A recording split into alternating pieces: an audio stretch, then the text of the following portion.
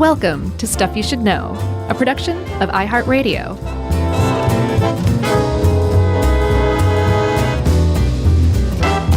Hey, and welcome to the podcast. I'm Josh, and there's Chuck, and Jerry's even here, and this is Stuff You Should Know. Welcome, everybody. Welcome. Yet another food. Well, I was going to classify this. I don't think this belongs with our food, like coffee beans and stuff like that, but food industry. Sure. Sweet. Can't stop talking about food. That's what I say. I love it. This is more, food industry, massive problem the world faces now, that kind of thing. It's in that suite, like the huge problem suite. Right. That's where I would put it. We get a lot of those. Yeah, we do. And it's growing every day, unfortunately, because we haven't solved a single one, Chuck, even though we've tried. I know. We're trying. But what we're talking about today are called ultra-processed foods. And a lot of people say, you mean junk food? And yeah, it is junk food, but it's applying science and public health to the idea of what to do about junk food. Because as people look into it more and more, they find more and more evidence that it's as bad for you as you think it is, maybe even worse. But it's also painfully obvious that it's so fully entrenched in cultures around the world that it's not going anywhere. We're not going to get rid of, you can't just get rid of junk food. People survive on junk food, as we'll see. So we have to figure out then how to balance those two things, the presence of junk food and the harm that junk food can do to your health. Yeah. And, I would even say, and I'm sure you would agree, that calling it junk food, I think a lot of people might think like, well, I don't eat Cheetos. And I hate that we're going to have to just rattle off brands like that. I love a Cheeto every now and then. Sure. Cheese puffs are the crunchy kind. Oh, no. The ones that look like little caveman clubs. They do look like that too.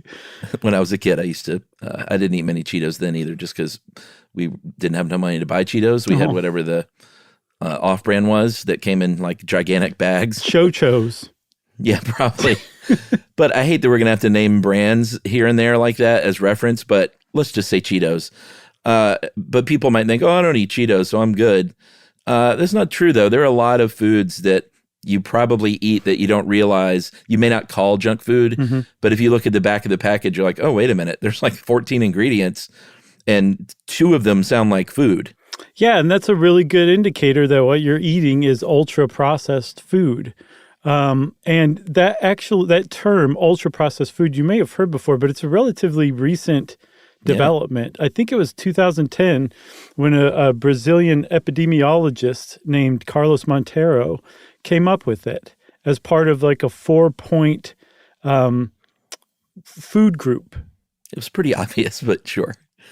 It was, but what he did was not obvious. It was actually pretty revolutionary because at the time in Brazil in 2010, and still today in the United States and plenty of other countries, there was a focus on the food groups as we know them, like grains and cereals, fruits and vegetables, fish, the classics. Meat, dairy, that kind of stuff, right? We still talk about that here today in the United States. So what this guy said was like, that is so ridiculously confusing, and it's such a problem to keep up with that I'm going to basically take it upon myself to reclassify food into easier to understand stuff. And that's where he came up with ultra-processed food. But he actually came up with it from an observation, Chuck, that was kind of like a mystery at first. It sounds like a setup to me. Take it, Chuck. Just so people know, we don't write down, set Chuck up for the next bit. No. It's just very organic. It is, and it's getting clunkier as we're entering 14th and 15th year. Organic and clunky. Rather than taking it as a setup, you're like, sounds like a setup. Yeah, he did notice something. He realized that the purchase of actual sugar by Brazilians had gone down a lot between the 1980s and 2000s, but obesity and type 2 diabetes were still on the rise. And I guess he thought it's almost as if they're getting all that sugar from other things that aren't just bags of sugar. Right. And so he looked to the packaged food industry and came up with a system to classify it, and never has there been a system that should be an acronym that's not. No. It's so frustrating. It's even capitalized, NOVA, N-O-V-A. I'm like, what does it stand for? Nothing. Absolutely nothing. Right. Not your ordinary variant analysis. Yeah, I worked on it even. That's what I could come up with. Oh, really? Yeah.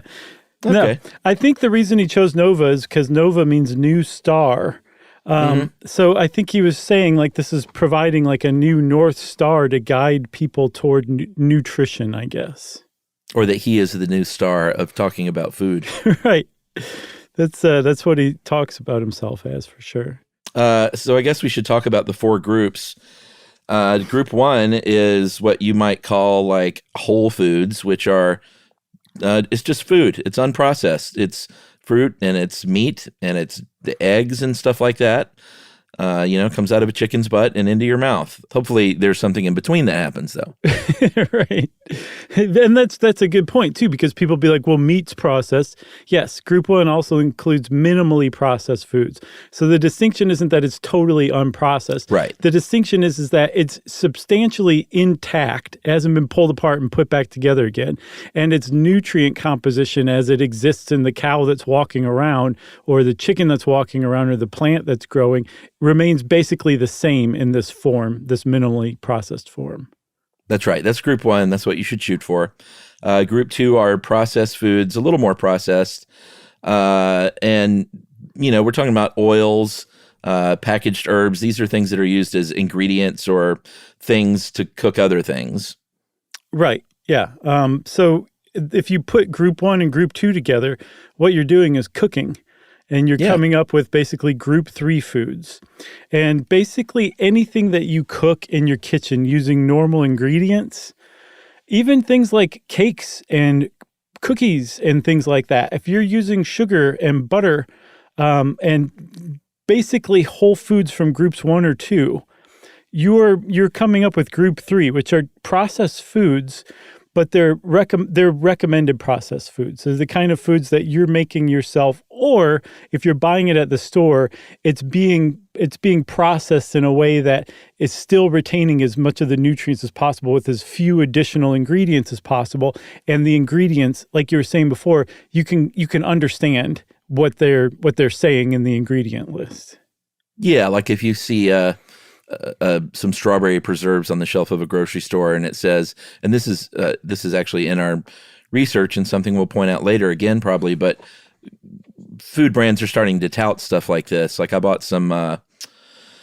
We don't eat a lot of like frozen treats like ice cream and stuff, but I got some because it's summertime. Mm-hmm. I wanted to get my daughter some like a little treat, a little frozen treat, like some fruit pops. Okay. And when you go down the fruit pop aisle, that aisle especially is made up of things where they'll say like 3 ingredients in big letters on the front, like, cane sugar and water and real fruit. And partially extruded weirdness. Yeah, that's the 3rd ingredient. But that would be a group 3. And there are, I think the bell has been ringing. So food companies are beginning to tout things like fewer ingredients here and there. So they don't fall into group 4, which is the ultra-processed foods that we're going to talk about today. And these are, contain a lot of engineered ingredients. When you look at the back, that's when you're going to see things like soy protein and hydrogenated fats and things like that, and things you can't even pronounce.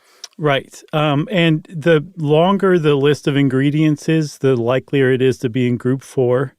The more difficult to understand ingredients are probably in group 4. And then also, even without looking at the ingredient list, you can usually catch a group 4 type ultra-processed food because it's heavily marketed. There's lots of colors and neat logos and stuff like that, and you've seen ads for it on TV. Maybe a cartoon character. That is definitely a hallmark, right? That's a definite hallmark of ultra-processed foods. So you can usually just tell from the packaging. And then to kind of meet the industry where it's going to, some people who are into the NOVA system of food groups say, actually, if you see a packaged food or a pre-prepared food that is making health claims, you should actually take that as a signal that it's not actually healthy. That healthy foods don't have to tout that kind of stuff. Unhealthy foods are the ones that you have to watch out for when they say healthy, low fat, all that stuff. It actually means it's ultra processed. Right. Like you won't see a bunch of bananas with a sticker that says now with more potassium. No. And if you want to kind of imagine what the difference is between, where we are between ultra processed foods and actual whole foods, like imagine Mountain Dew, the Mountain Dew logo, all of the Mountain Dew advertising you've ever heard. You remember they used to say it was extreme with just an X? That is like classic ultra-processed food marketing. Yeah, now imagine, for kids. Yes, for sure. Now imagine that same ad campaign was for pears. Like it'll make your brain do a somersault, just trying to come up with it. And that's, look at that shape. It really kind of brings into stark contrast the difference between ultra-processed foods and whole foods from groups 1, 2, or 3. Yeah, it's pretty sad. And they've been, there's some staggering facts in here. The first one that I came across was right here on our first page where it says that in the US and the UK, ultra-processed foods make up more than half of the calories that we eat, period. And they are on the rise. They've shown that the percentage of adults, U.S. adults, diets that consist of UPFs or ultra processed foods went from 53.5 to 57, and that's from, let's say, 2002 to 2017, which is a long time, but a 4 percentage point rise in like a total caloric intake is substantial. Yeah. And that means that since it was at 53.5% already, American adults have gotten at least half of their calories for more than 20 years, at least half of their calories from junk food for more than 2 decades. And that's just the adults. Like if you look into studies of ultra-processed foods, by far the largest consumers of them are younger kids, in particular younger boys. So if adults are getting that much, it just makes you wonder how much kids are getting. And it just so happens that that's our next stat. Kids over an 18-year period from 99 to 2018, they went from 61% to 67%. Man. And they found that, it's generally across all races, save one, which is pretty amazing and awesome. Hispanic adults don't eat nearly as much ultra-processed foods as other people. And they've also found that it's basically across income demographics, although lower income people with lower incomes do eat more UPFs, but it has been rising across almost all demographics. Yeah, and globally too. Like the U.S. has long been feeding our kids and eating ourselves the ultra-processed foods, but it's long been kind of a hallmark of a wealthier country, ironically, because ultra-processed foods are so cheap compared to whole foods.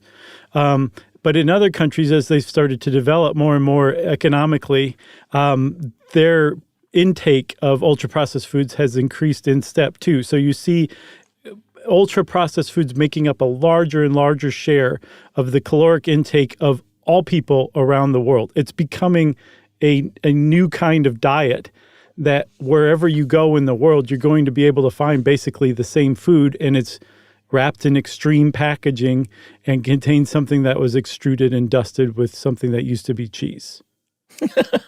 All right. That's a great setup. Let's take a break and we'll talk a little bit about where, or at least what some people consider the big bang of UPFs started right after this.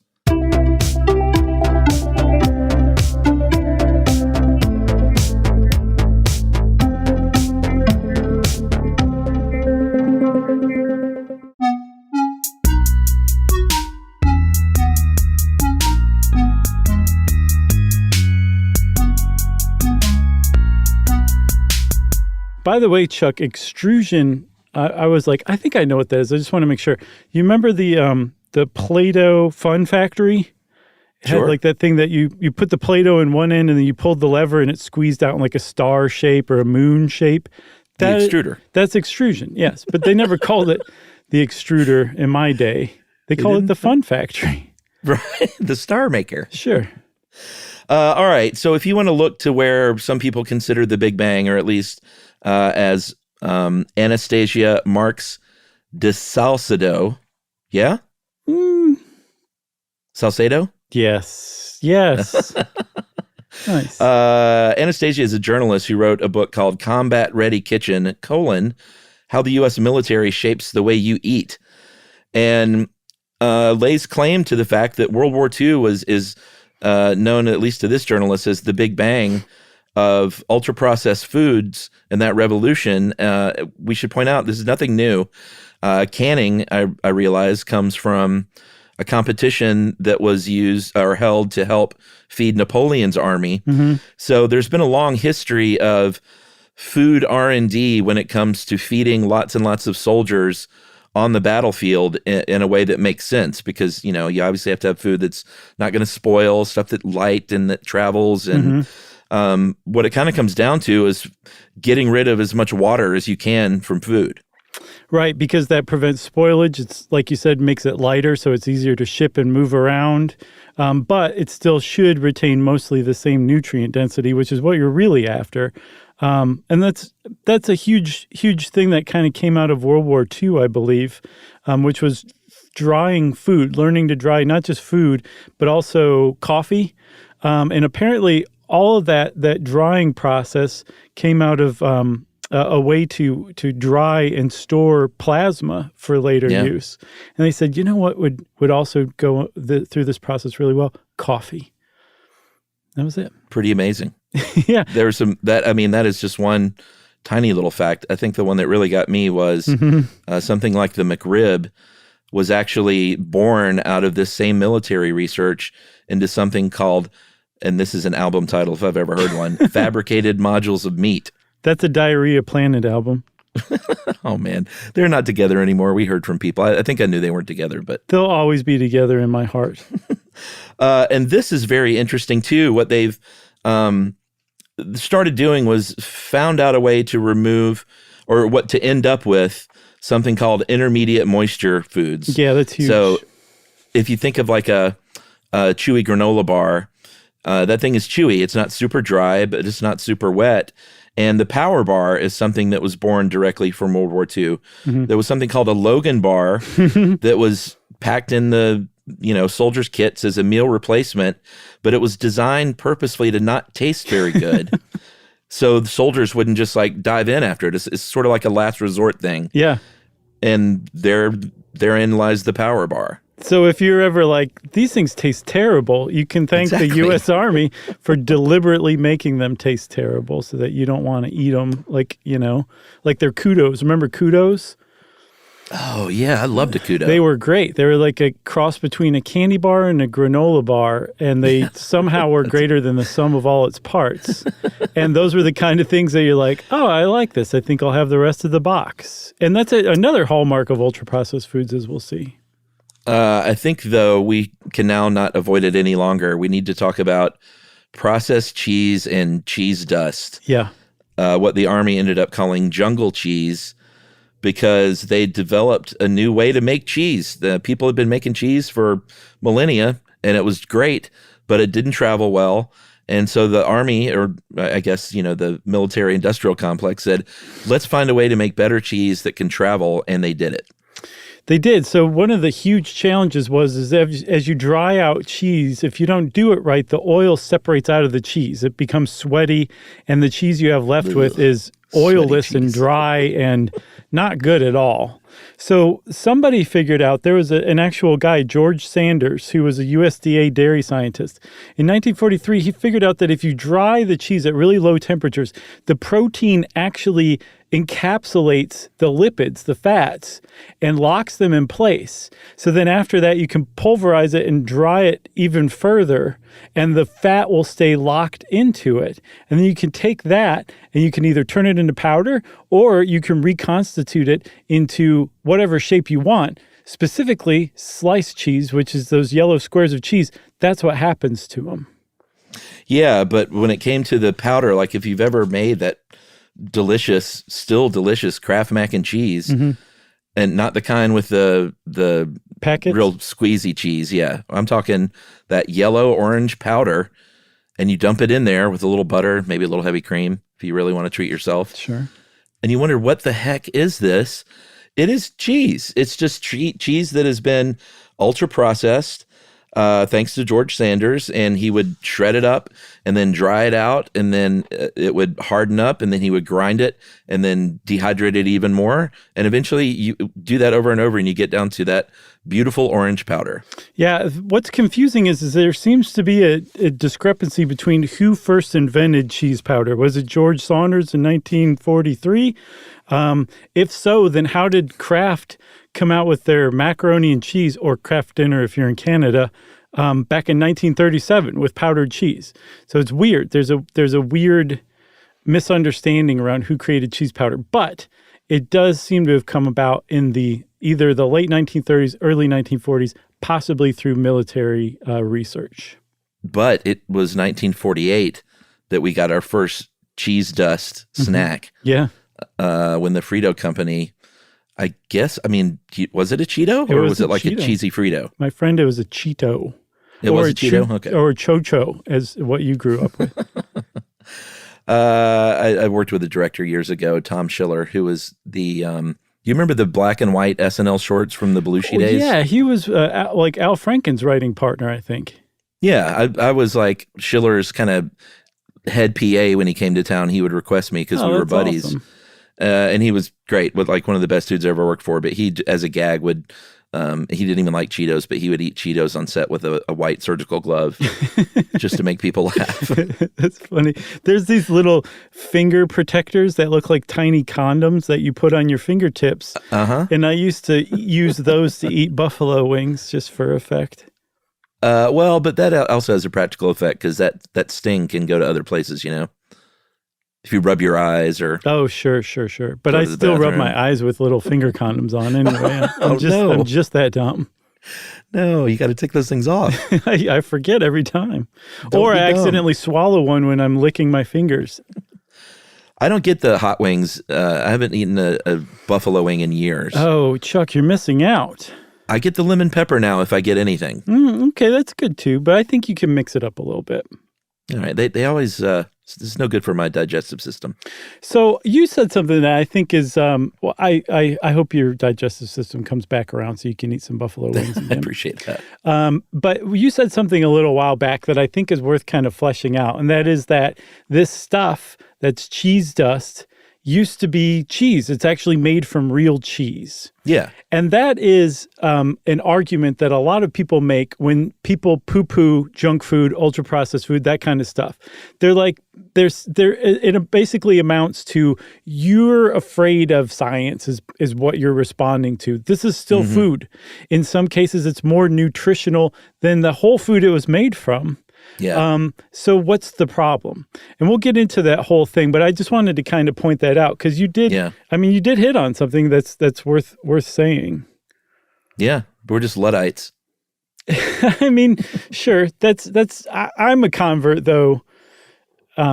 Through this one particular study that we'll talk about that I think is very mind changing. Ooh, all right. That's a nice tease. But first, Chuck, I think we have to talk about corn, because you can't really do all this. You can't make very cheap, ultra-processed foods without very cheap base ingredients. And corn is about as cheap as they come in the United States. It is now, because they, over the years, figured out how to grow corn much more efficiently and much more densely. The 1920s and 30s is when they started to develop these new strains of corn. The corn ears themselves are actually bigger, and they could pack them in a lot more. And I believe between the 30s and the 2000s, an acre of corn yield jumped from 30 bushels to about 140. That's crazy. Which is a big, what is that, a four-fold increase? A little more, actually. Yeah, it's like almost five. Yeah, we did it. We got there. They got there, or we got there math-wise, but they got there corn-wise. And now corn is the largest crop in the United States. It accounts for about 25% of all crop sales in the U.S., with only about a third of that being used for actual food and some other industrial uses that don't include ethanol or livestock feed. Right. But it's because we're feeding most of that corn to our livestock, and then we eat the livestock, we're in turn still consuming the corn.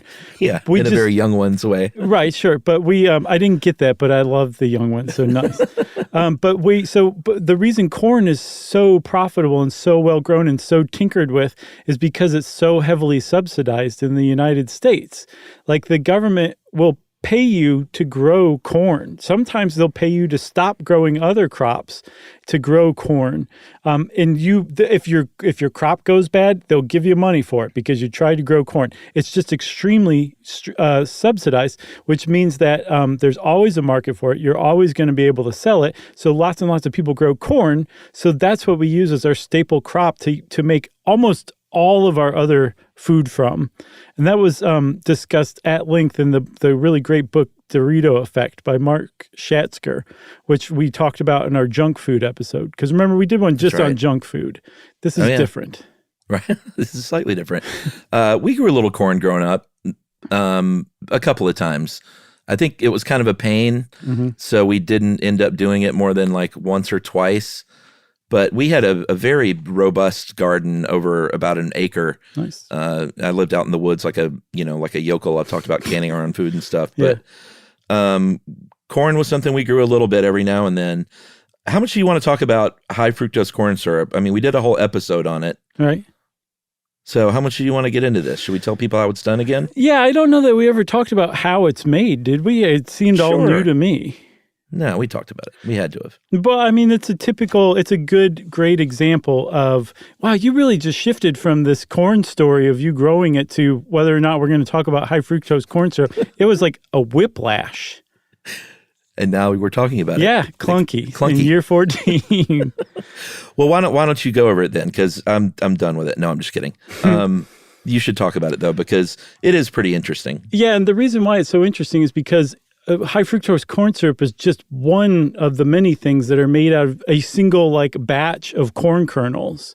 That's what makes it such a great poster child for ultra processed foods, because out of a single kernel of corn, you get everything from the corn oil from the germ, from the fiber from the shell gets sent off to be used in breakfast cereal. So if you see corn bran or corn fiber or something like that, it was separated out from what eventually became high fructose corn syrup. The stuff that's left over is corn starch and corn gluten. And gluten gets fed to the livestock. And the corn starch you could just use around your kitchen. They use it in building materials.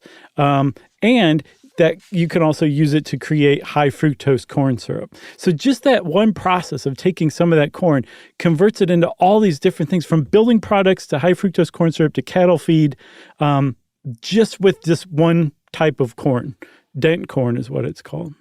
Yeah, it is. It's one of those things where you wish HFCS wasn't so bad for you and in everything, because when you look at that process that you just described, it's hard not to sit back and as food science, and pat themselves on the back and just say, what a amazing process we developed, that all of this stuff is being used in all these different areas. And in the end, we get our evil ingredient. Right. Yeah. Yeah, for sure. But I mean, not all of it is evil. If you've ever had a cardboard box that you had trouble pulling apart to recycle because the adhesive was so strong, you can bet that was made with corn starch. Or the adhesive? Yeah, the adhesive, industrial adhesives. Some of them power some of our machinery. Ethanol is made from a lot of corn. So it is like a real, pat on the back for science, like you were saying. It's just that nutrition science, as we'll see, has not figured out how to take that stuff and make it work for humans the way that we can make a machine work with ethanol derived from corn. Yeah, and I think where I was about to say where they erred, but they would say this was the genius part of it, was the corn syrup that they end up with after all those processes is dextrose, basically. And if they would have stopped there, it might not have been so bad, but they went, dextrose just isn't as sweet as we need it to be. It doesn't taste like that sweet, sweet sucrose. So let's make it sweeter. Let's process it more and add an enzyme to it, and some pressure and some temperature, and bada bing, bada boom, will turn it into fructose. And that's sort of that final step of the process is really where it nutritionally went wrong, I think. Well, yeah, because don't forget to add the hydrochloric acid to turn it into fructose too, you know? Yeah, well, I mean, that's kind of one of the first steps, right? Or is that toward the end? That's where you, when you add like pressure and heat and everything, I believe that's where it converts it. So, yeah, I mean, like, it's the epitome of what people call like Franken food. And it's really, really easy to tee off on if you're a whole food proponent. And there are a lot of whole food proponents. They got a ton of traction, especially in like the early 2000s, early 2010s, thanks in large part to Michael Pollan's Omnivore's Dilemma, which came out in 2007 and basically introduced everybody to the concept that like we're eating all wrong, essentially. I want to point out that was your second Al Franken reference. Tom Schiller's writing partner, and then Franken food. That was not an Al Franken reference? Oh, was it? No. Although now I'm picturing him like eating like Lucky Charms, and a couple are just like falling out of his mouth onto his shirt. I have a joke there, but I can't tell it. So, the Omnivore's Dilemma. There were a few other books that followed from Michael Pollan. In Defense of Food, very big book, and then Food Rules, and one called Cooked, about 8 or 9 years ago. And if you've ever been anywhere and seen this slogan on a wall, on a poster, eat food, not too much, mostly plants, that comes from Michael Pollan. And that has become a bit of a rallying cry for the Eat Better Whole Foods movement. Eat food, like, food, and don't eat too much of it, and try to mostly eat plants. And if you literally do that, then you're probably going to have a pretty good diet. Yeah, and they have some other, like, rules of thumb, too, like don't eat food that your great-grandmother wouldn't recognize as food, which means you could still eat Oreos because they've been around since the 19th century.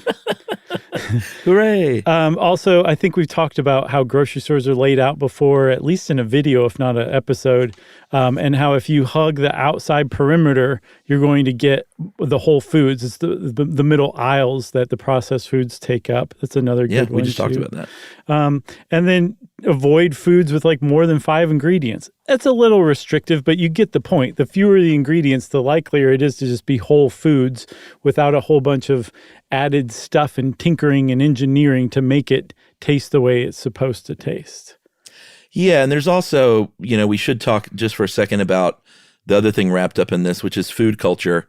Pollan and, is it Monteiro? Is that what we're saying? Yeah, or Montero. Montero? Mm-hmm. They both talk a lot about food culture, which is not just the things you're putting in your mouth, but how you look at food and dining in general, which is to say that they believe, and I would tend to agree probably, that too many people these days are just grabbing food as they quickly move about life from appointment to appointment or commitment to commitment, rather than the days where you could cook a meal and sit down as a family and eat it together. And he's not just saying like, this is good for the family, even though it is. They're just talking about just societal and cultural, norms and how they've changed over the years and how we should strive to sort of get back to that, because chances are if you're sitting down at a table with your family and you're eating together, you're probably not, dumping a bunch of chicken nuggets on a plate. Probably not. You may. That's what we did in the 70s, sort of. Even if you are, though, that's still probably preferable to eating them in the car while you're hurrying, to piano practice or something like that. Right. At least you're sitting down together. So there's that aspect of culture to it. One of the problems, though, Chuck, is if you've ever, taken steps to replace some of your ultra-processed foods with some, whole foods that you cook yourself, the difference in time that it takes to prepare those foods is really significant, and it can be really tough. And that just kind of goes to underscore why ultra-processed foods have become so ubiquitous. They fit really, really well into our current culture of like, go get another thing done, sign up for another extracurricular activity. Like you can eat these foods like anywhere. They're available anywhere. And you can basically just snack throughout the whole day. You'll never even need to eat a meal, and you can do it in your car the whole time while you're going from place to place. Yeah, I mean, that's one of the big criticisms of people like Poland and Monteiro, which is like, who was cooking this stuff back in the day? It was probably a housewife in the kitchen or a domestic servant, or previous to that, and previous years, enslaved people. And it's really easy to sort of sit back and say, if you're in a certain income bracket, and say, hey, slow down, cook your meal, you're going to get criticized probably. It comes across as a little tone deaf, especially when Poland says something that he said in 2009 in an article that 70s feminists thoughtlessly trampled the pleasures of cooking in their rush to get women out of the kitchen. He did say that men should also cook, but like, you can't lob out a statement like that and not expect blowback. Like, someone has to cook these meals, and to income families, it's like, it's tough. There's not a lot of time to do that and to shop for these foods. So we see why it's a problem, basically. Definitely. And there's more problems too, that you could use to critique the whole idea of, eating whole foods and all of the extra time and effort it takes. But I say we take a break and then we come back and we talk about the health benefits or problems of UPFs. Let's do it. Okay.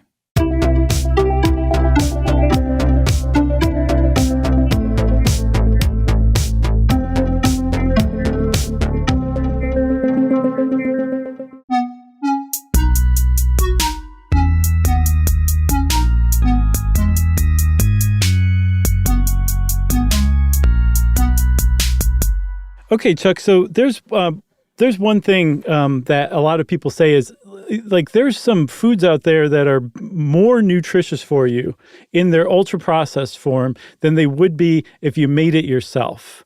The problem seems to be this, that there's become a focus on nutrients, like the whole fat-free thing back in like the 80s and early 90s, the low-carb thing. Like, we focus on nutrients, and food has become not food anymore in its ultra-processed form. It's become, I saw it described as a delivery system for nutrients. We're just obsessed with nutrients.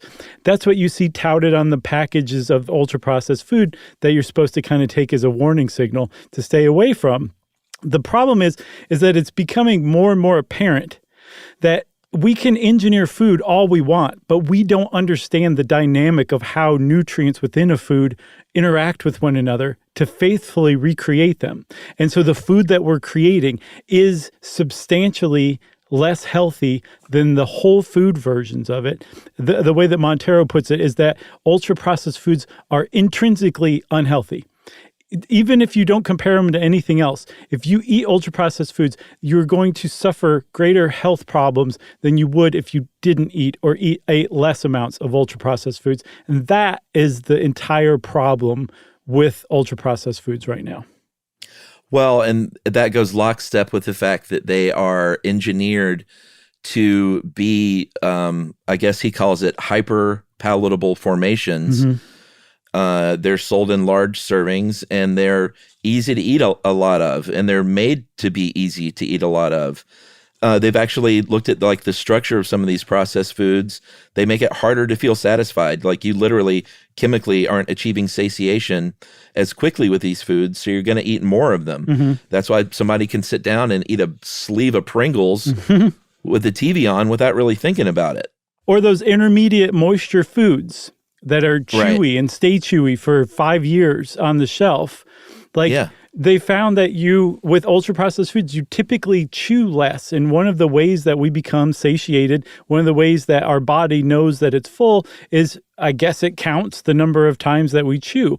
And just because we're chewing less and we're eating more, that in and of itself makes ultra-processed foods less healthy than whole foods.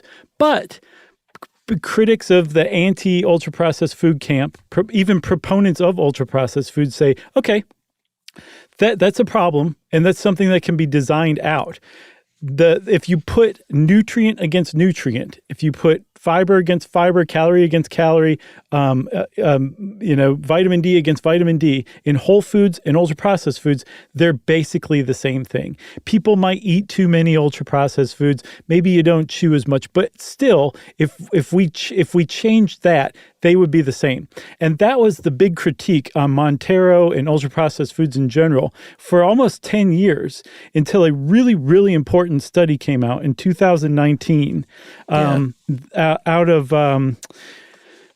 what was the National Institute of Diabetes and Digestive and Kidney Diseases in Maryland. So this guy, it was a study led by Kevin Hall, Chuck, and it's considered the gold standard of nutritional studies. It was a randomized controlled trial with just 20 participants, but it was so well designed that there's basically no critics of its methodology or findings. It's just roundly touted as finally evidence that ultra-processed foods are, like Montero said, intrinsically unhealthy.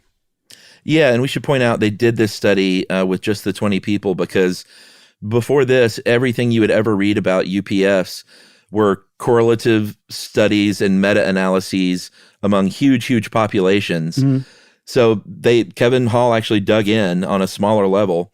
And like you said, 20 people spent 2 weeks and they were eating either almost all ultra-processed foods or almost all unprocessed foods. Mm-hmm. But the key here, like you were talking about, is they matched these diets. Calorically, they matched it. Their protein, their fiber, their fats and sugars. They tried to match them so they were basically equal. And then they said, all right, 20 people, you 10 go and eat however much you want, and you 10 go eat however much you want. And then they rated those diets in the end. Just this was, of course, subjective, but they rated them as equally as good tasting. Mm-hmm. But the ultra-processed food people ate 500 extra calories per day. Yes. So that's like eating an extra Big Mac a day. Imagine if every day you just also ate an extra Big Mac on top of everything else you ate. Sounds so good. Or an extra Taco Bell beefy 5-layer burrito if you're into that. It's getting even better. So yeah, it's good in moderation on occasion, but eating one every single day is on top of the food that you ate. That's problematic. And so they also found, Chuck, that the people who were in the ultra-processed food group, they gained about 2 pounds over the 2 weeks, while the control group lost about 2 pounds. Yeah. So they found, like, no, this is actually, this stuff is actually, when you compare apples to apples, the ultra-processed food is actually unhealthier. Like, it was finally proven, what basically everyone suspected. But because it hadn't been proven, there was room to argue against it. And since then, it's become harder and harder to argue in favor of ultra-processed foods, at least as they exist today. Yeah, that's just like how healthy they are. There are all kinds of environmental concerns. We've talked a lot about biodiversity, agrobiodiversity, mm-hmm. and putting all your eggs in one basket. Crop-wise is really bad if disease comes along. Yeah. Like we've seen it happen time and time again through history. And we're at the point now, this is another sort of fact of the show for me. There are hundreds of thousands of edible plant species, but more than half of the calories that humans on planet Earth consume come from rice, corn, and wheat. That's it. I noticed that. That's not agrobiodiversity. No, it's putting all of your corn in one basket. That's right, which is a good way to carry corn. It is. Not knocking the basket. No, it's particularly a green and yellow basket. That's right. But agrobiodiversity it's an extra concern because it's kind of like by limiting our diet globally, we're also, we're not only harming our health, we're harming the ecosystems of Earth's health as well. And then in addition to that, all of that slick packaging and wrappers and all that, those require natural resources to make, and they are automatically converted into waste after you are sold that ultra-processed food. Yeah. And if you consider Earth's natural processes as belonging to all humankind, it can kind of start to tick you off that there's companies out there that are using these natural resources to market their extremely unhealthy foods to immediately be converted into waste. It's kind of irksome, you know? It is. As for Monteiro and Brazil, they have made some big changes. About 8 years ago in 2014, their government created basically a whole new health guideline kind of based on this NOVA framework. And they don't categorize foods according to like how much fat they have and how much fiber and how many other nutrients they have. They base it on that NOVA framework and talk about food culture a lot. They say to eat regularly and carefully in appropriate environments and whenever possible in company. Like, you've got people with you. Mm-hmm. And some other countries have followed suit over there. Peru, Uruguay, Ecuador. France has jumped on board as far as saying just try and avoid ultra-processed foods altogether, or at least try and limit them. Mm-hmm. And we haven't seen it as much in the U.S. aside from what I mentioned earlier, which is certain manufacturers sort of seeing the future and knowing where this is headed and trying to, I guess, get ahead of the curve and tout how few ingredients they have. Sure. One of the problems is in the U.S., so Brazil said, like, this is our new thing. These are our food groups, Monteiro's NOVA system. That's what we do. In the U.S., we're still doing that food pyramid kind of thing. And the USDA, from what I can tell, has no official position on ultra-processed foods or how much we should eat or not eat. And, they will at some point. Well, apparently back in the 70s, George McGovern from either South or North Dakota tried to get the government to issue guidelines saying, like, you should eat less red meat and dairy, I think, because there were studies coming out that were saying it was bad for you. And he got ousted from office in the next election because of that by the Cattle Association. And it kicked off a long trend to where food producers lobby the government to not take official positions against something. Instead, they might target, nutrients, macromolecules, things like that, like eat less fat, not don't eat so much red meat.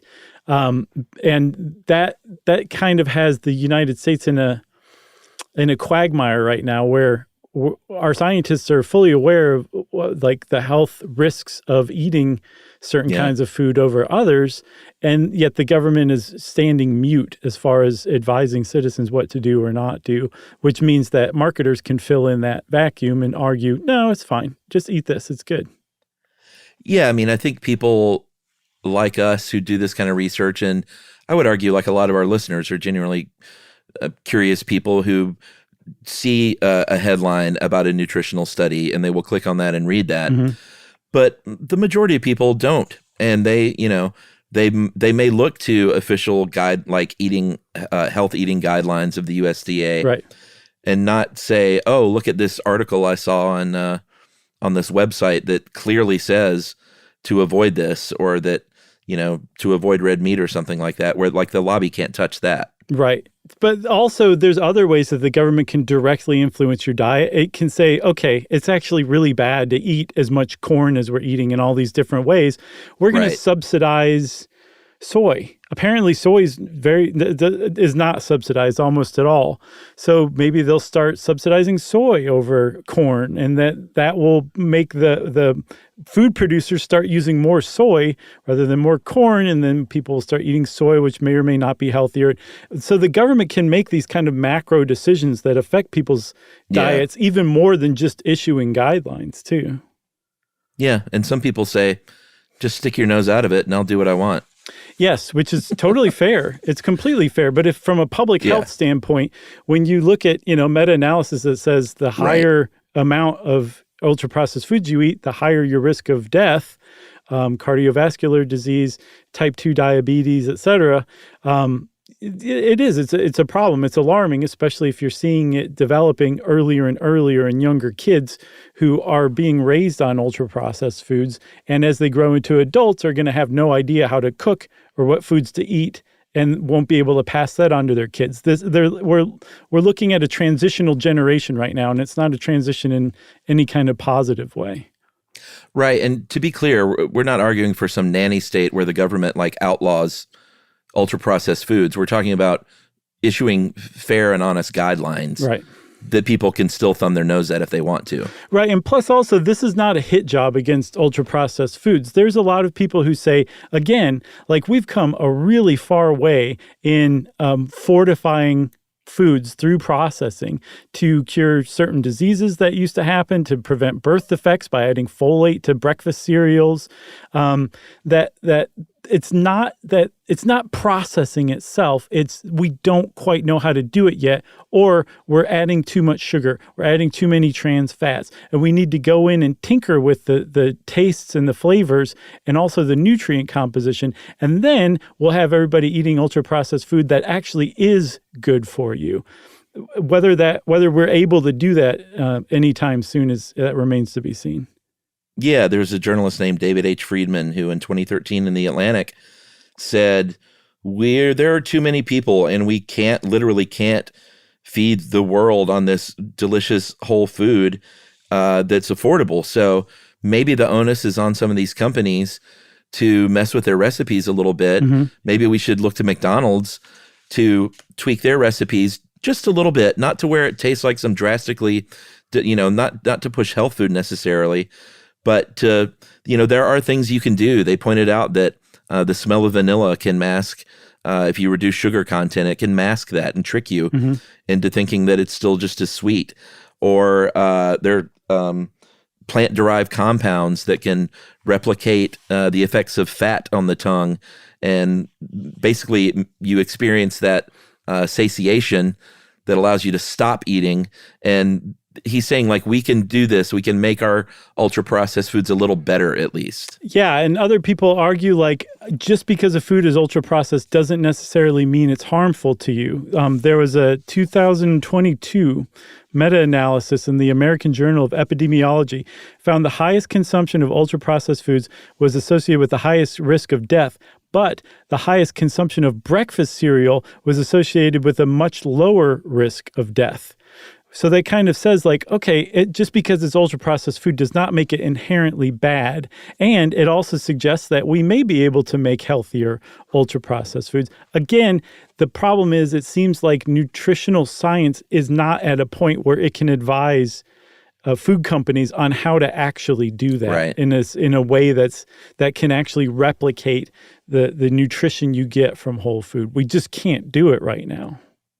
Yeah, and I think the truth is, if a large fast food retail chain tweaked their recipes to make them a little bit better, people may notice there may be a stink, and then, you know what? People would still go there and eat that stuff. Yeah, like Burger King has Impossible Burgers, and I thought those were going to last about 5 days, and they've been on the menu for years. So obviously some people are eating them, which, by the way, that is about as ultra-processed a food as you can find. It just happens to be healthier? Non-meat. I guess. I don't know. It could be plant-based. Plant-based. There you go. Yeah, I had a Beyond Burger the other day. It was delicious. Talk about... they're really good. Do they make you gassy? I mean, I couldn't tell any difference. I'm always farting, so who knows? Your bowels didn't step it up a little after? No, business as usual. Oh, I have to, like, sleep in another room after I eat, like, an Impossible Burger, yeah. Oh, interesting. Okay. Yeah. I'm considerate like that. Well, I haven't had Impossible. I don't know how much different they are from Beyond. It's probably about the same thing, right? It's basically the same. Although I will tell you this. I would buzz market Incognito's chicken tenders. They are good. They nailed... Plant-based? Yes, they nailed chicken tenders. Like, if you pull it apart and look at it, you're like, yes, this is not chicken. But it looks kind of like chicken, and it tastes like chicken. That's why they do blindfold studies. Right, exactly. But they did a really good job. I would recommend those if you can find them. All right, I'll have to try that, because fried chicken is one of my Achilles heels, as we know. Totally. You got anything else? I mean, we could go on about this for hours if we wanted to. Oh, I've got one more thing, Chuck. I do have one more thing. So another huge critique is that whole foods, non-ultra-processed foods are typically much, much more expensive than ultra-processed foods. And so it's a lot easier for people to be like, yeah, just eat whole foods, you know? Not only is that not taking into account the time that people don't have, it's also not taking into account the lower income that a lot of people have. So it's kind of shaming people for what their only option to eat is. And that's a huge criticism of that kind of anti-ultra-processed food camp too. Well, and kind of ties in with the tone deafness of just spend 3 hours shopping and cooking for Right. your family and then sit down and eat it together like the 1950s. Exactly. So that's it for ultra-processed food for now, until we do another episode on it in a few years, probably. Ultra processed foods. Right. Somebody will come out with another name for junk food, and we'll do an entire new episode on it. Or we'll just get to that space food we all yearned for when we were kids, where it's like a dinner pill. Yeah, apparently space food sticks was like one of the first ultra-processed foods. It was Pillsbury. Did you ever have those? I mean, I had that, ice cream of the future stuff that eventually morphed into Dippin' Dots. These were more like an energy bar. Okay. Yeah. I don't think I had those. Oh, well, did it taste like ice cream? Maybe. And it was made of little tiny BBs. Who knows? It is funny, though, how much like the Army and NASA has influenced the food that we eat. Yeah, for sure. I got nothing else, though. So hats off to NASA and the Army for coming up with the food we eat. That's right. If you want to know more about ultra-processed foods, go start reading up on it. There's a lot from both camps on the internet to satisfy you, to satiate you. And since I said satiate, it's time for listener mail. I'm going to call this one of two kidney transplant emails we're going to read. We're going to read the next one in the next episode. Okay. But boy, we heard some really good stuff and got great feedback and heard from some donors and some doctors. And this is from an RN in South Dakota named Danielle. Hey guys, longtime fan, first time writer. I've been waiting 7 years to be able to contribute to your lovely show. And that opportunity hit after your kidney donor rep. I'm a nurse who works in a small city hospital on the kidney transplant floor. You did a great job with this info, but I do want to inform you that anti-rejection medications must be taken for life, although the dose might change. I think I said you can eventually get off of them, which apparently is not true. We were just trying to be optimistic. Right. And Chuck, you said the fact of the show was that all kidneys stay in your body. But here's the fact of this listener mail. I had a patient at one time with 5 kidneys in their body. Oh my God. Because they had been through several transplants. They had chronic disease that caused each kidney to last about 10 or 15 years. And trust me, I was sure to pull up those radiology images to see. Wow. But apparently Danielle believes in patient privacy because Danielle did not send those to me. That's nice. Thanks for spreading tolerance, unbiased-ish information, and light conversation to the world. Very nice. Thanks a lot, Danielle. Thank you for saving lives and mending broken kidneys. Yeah, all 5 of them. If you want to be like Danielle and get in touch with us, we'd love to hear from you. You can send us an email to stuffpodcast@iheartradio.com. Stuff You Should Know is a production of iHeartRadio. For more podcasts from iHeartRadio, visit the iHeartRadio app, Apple Podcasts, or wherever you listen to your favorite shows.